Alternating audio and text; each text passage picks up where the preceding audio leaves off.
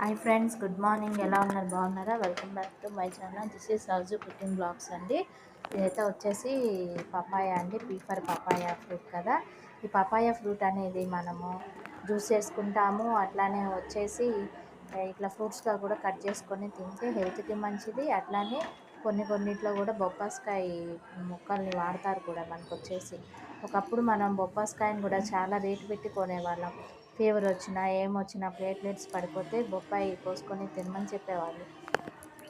అప్పుడు అది రికవరీ అయిపోతుంది, మనకి హెల్త్కి కూడా మంచిదని. ఒకప్పుడైతే మనం చాలా కాస్ట్లీ పెట్టి కూడా కొన్నాం బొప్పాస్కాయని.